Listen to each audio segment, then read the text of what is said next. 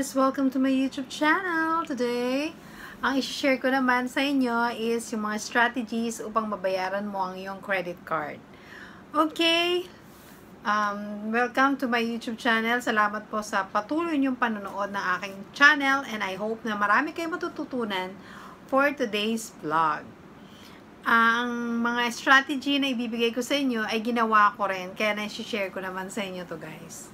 Okay, number 1 strategy upang mabayaran ang iyong credit card is, unang-una, ang ginawa ko noon is, alamin mo muna kung ano yung may pinakamaliit kang utang sa mga credit card mo.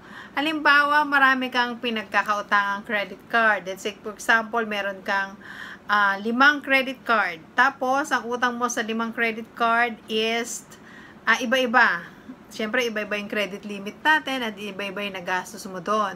So, let's say, for example, credit card A, ang utang mo 10,000, credit card B, 20,000, credit card C, 30, 40, 50, hanggang ganon. Ngayon, ang gagawin mo is kung ano yung may pinakamaliit kang utang, yun ang unahin mong bayaran, which is yung credit card A, na 10,000. Kasi guys, alam mo, yan yung tinatawag nilang strategy na snowball effect. Magbabayad ka muna doon sa may pinakamaliit kang utang. Then, kapag nabayaran mo yung pinakamaliit, which is yung 10,000 doon sa example natin, ang mangyayari niyan guys, is magkakaroon ka ng self-confidence na meron kang naburang utang, na X mo itong utang na to. So, ibig sabihin, kung 5 yung credit card mo, nabayaran mo yung isa, di ba masarap yung feeling na 4 na lang yung poproblemahin mong utang na credit card? If ever na di ba yung credit card mo, kahit for instance hindi credit card, sabihin na natin ibang utang, loans nga ganyan, ang unahin mo is yung may maliit kang utang, pinakamaliit. At least sa listahan mo, matatanggal mo na siya sa mga problema mo.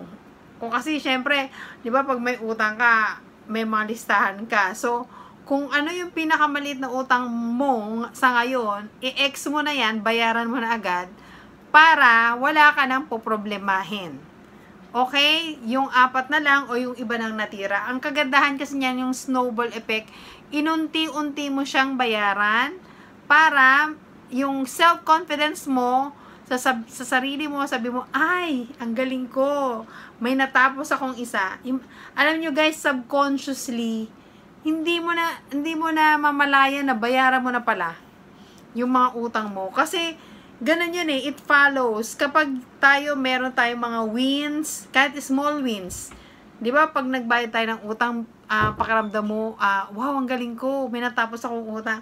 And eventually, yung iba, mababayaran mo na din. Kasi ganun yung ginawa ko, inunti-unti ko siya. And eventually, natapos silang lahat. So guys, yung pangalawang ginawa ko na pwede mong i-apply din sa'yo is bayaran mo nga yung may pinakamaliit kang credit card and ang gagawin mo is babayaran mo ito ng cash. Ibig sabihin, halimbawa, halimbawa lang nga yung utang mo sa isang credit card is 50,000.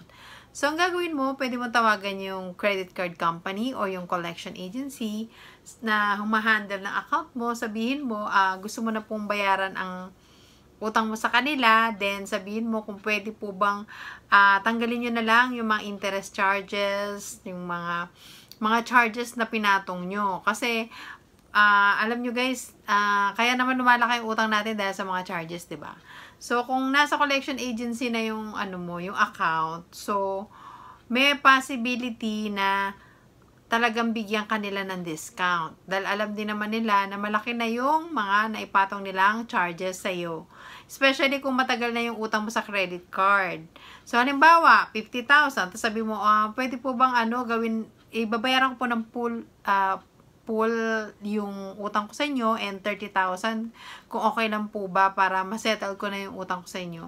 Ang sasabihin naman kasi nila, ma'am, subject for approval po ng bank yan.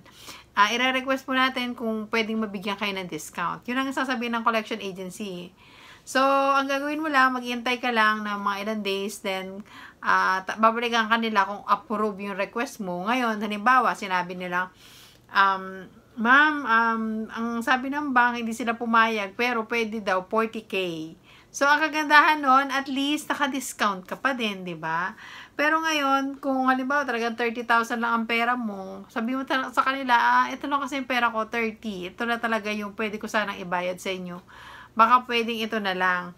Kumbaga, mag-bargain din kayo sa kanila upang masettle nyo na yung utang nyo. Kasi, yun din naman ang gusto nila mabayaran mo na yung utang mo sa kanila. Ayaw rin naman nilang hindi makasingil. So, kailangan, kumbaga marunong ka rin makapag-negotiate, makipag-usap. Sabi mo lang sa kanila nga na babayaran mo ng buo and alisin na nila yung mga interest charges na pinatong nila. So, another option guys is pwede mong request sa kanila na bayaran mo ito in installment. Kamo, gusto mong masettle na yung utang mo sa credit card, kung maaari bang bigyan kanila ng payment terms na mas magaan. Kumbaga, hindi ka ganun ka mahihirapang magbayad. Let's say, for example, 36 months to pay. Ang kagandahan nun is, unti-unti, mababayaran mo yung utang mo. Kung pwede rin naman 2 years, depende sa kapasidad mong magbayad. Tsaka, depende sa approval nila. Pero, ang kagandahan nun, i-request mo sa kanila na pwede po bang bayaran ko ng installment yung aking utang upang masettle ko po. Usually naman guys, mapayag sila. Then, kumbaga meron lang silang i-request na unang bayad mo na medyo malaki siya, pero hindi naman ganong sobrang kalaki. Kumbaga may paunang bayad silang ihihingin sa'yo, then kapag nahingi na nila yon or nabayaran mo, ang susunod na is bibigyan ka na nila ng installment plan. So, ganun din kasi yung nangyari sa akin. So, dahil dun sa installment plan na inunti-unti kong bayaran, at least, di ba, ang mangyayari dyan guys, yung installment plan na ibibigay nila, fixed na yon. Hindi ka na nila, kumbaga may interest charges, kumbaga may interest na yun yung mag-ibabayad mo per month sa kanila.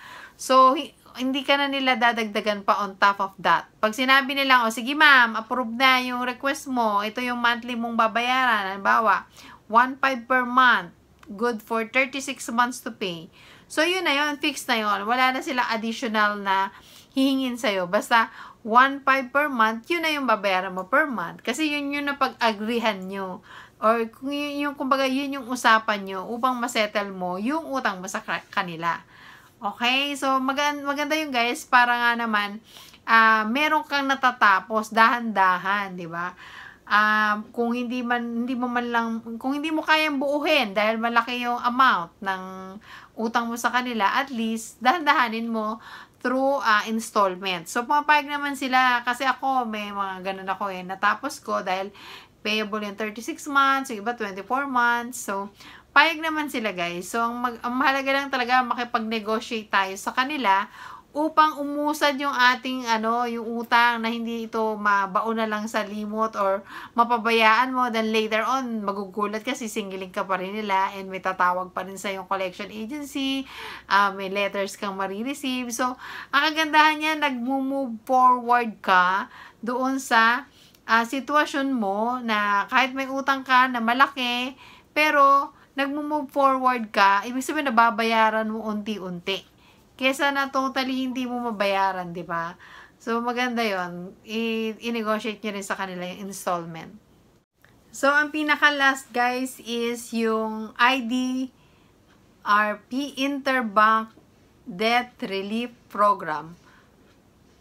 Interbank Debt Relief Program. O ito yung amnesty program na ino-offer ng mga bangko. So, may ginawa rin akong vlogs guys para mas maunawaan nyo ito. Kumbaga ito detailed talaga yung aking mga information na binigay. You may watch this vlog. Mapapanood nyo siya dito. Hanapin nyo na lang dito. And ilalagay ko na lang sa description link sa ibaba yung link ng video para mabilis yung mahanap.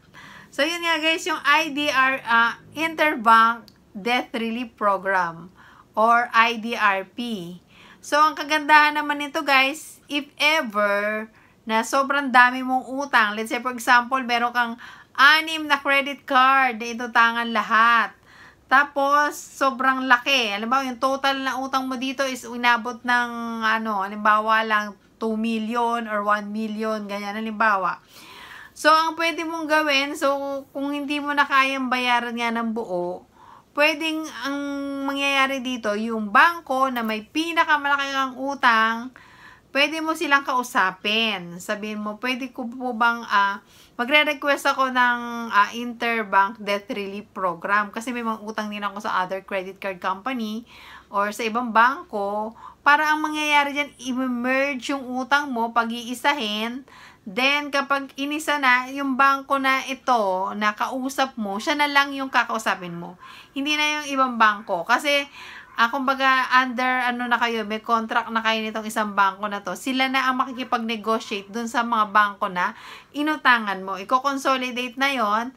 Then, may mga proseso nga, mapapanood nyo dun sa vlog, kung paano. Kasi subject for approval pa siya. Pero ang kakausapin mo is yung bangko na pinagkakautangan mo ng malaki. Kasi sila yung makikipag-negotiate naman dun sa other bank. Na inutangan mo para ma-consolidate yung utang mo para mabayaran mo ng isa na lang. Ang mangyayari yan, guys, kung halimbawa nga, halimbawa yung credit card mo, yung babayaran mo per month ay isang bayaran na lang. Sasabihin nila, sige, approve, 10,000 per month. Yun na yun. Yun na yun, babayaran mo na yun, fix na yun, good for 5 years, good for 10 years. Kasi may kakilala ako, ganun nangyari sa kanya.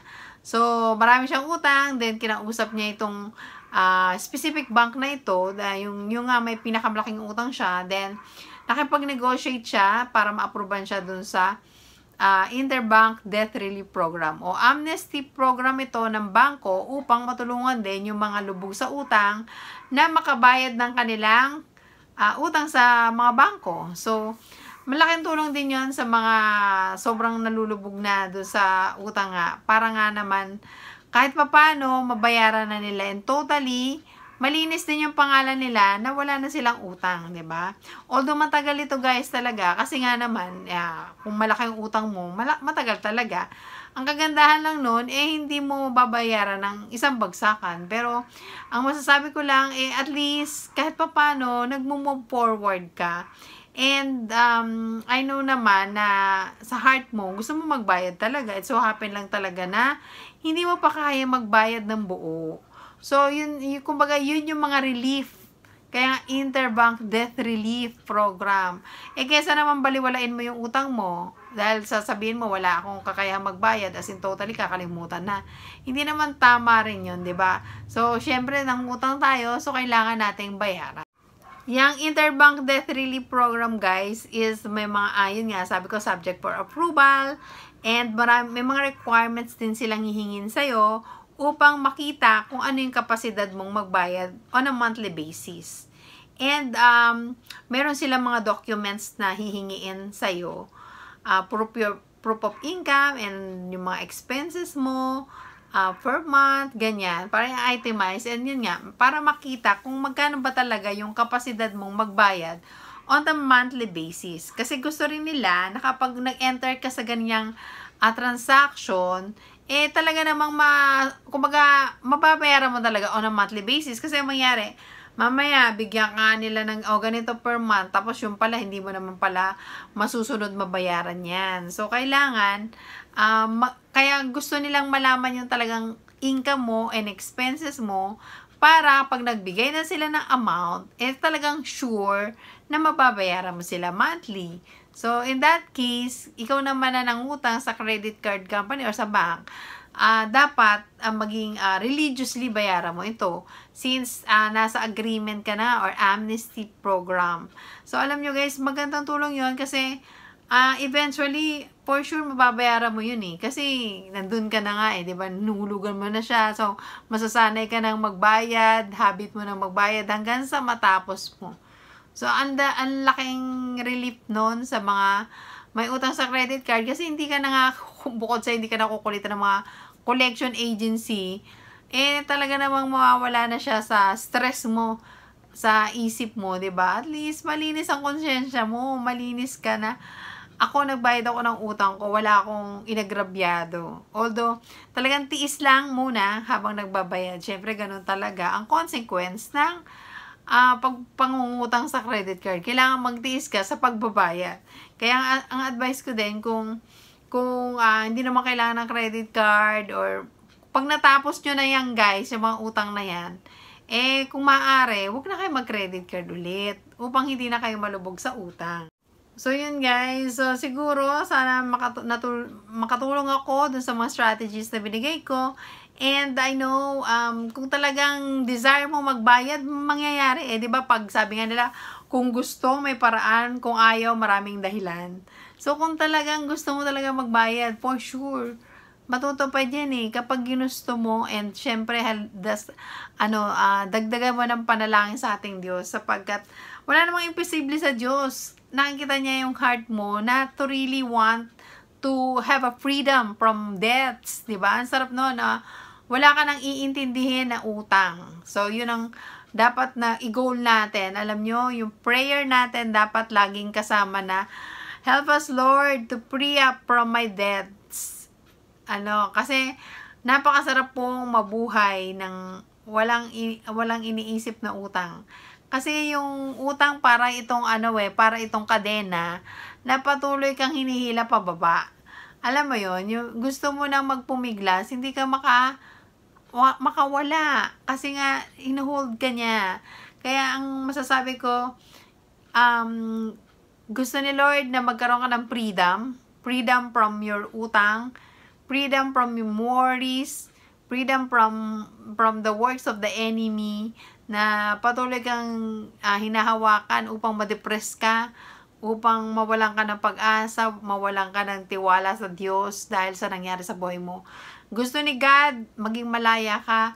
Gusto niya, you have the life to the fullest. In full. Kumbaga, hindi ka yung laging gipit, hindi ka laging problemado, hindi ka laging kulang, kapos. Ayaw ni God niyan. Alam mo, when you are in the presence of our Lord Jesus, He will provide. He gives you the desires of your heart. And naniniwala ako na kung ikaw nanonood na ngayon, I'm sure, kaya ka nanood na naghanap ng mga strategy dahil gusto mo rin naman talaga mabayaran yung utang mo, diba? So, ang kailangan na lang is tamang mindset, tamang strategy upang magkaroon ka rin ng wisdom upang mabayaran mo yung utang mo. So, maraming salamat guys sa panonood ng vlog na to. I know God will help you para ma-overcome mo yung mga problema mo sa credit card. Kasi even ako din, sobrang problemado ako noon. Alam ko yung experience na ganyan, na may utang sa credit card. Kasi ako nga mismo, 11 yung credit card ko noon. And awa ng Diyos and by the grace of God, natapos kong lahat. Thank you, Lord. And nagpapasalamat talaga ako kay Lord dahil siya talaga nagbigay sa akin ng kalakasan upang mabayaran ko yon, and nagbigay sa akin ng kaalaman at wisdom upang paano ko yon masettle. So, thank you so much guys for watching this vlog. I know and I hope and I pray na sa mga succeeding years, you will have the victory in Christ Jesus. Amen. Thank you so much for watching. God bless.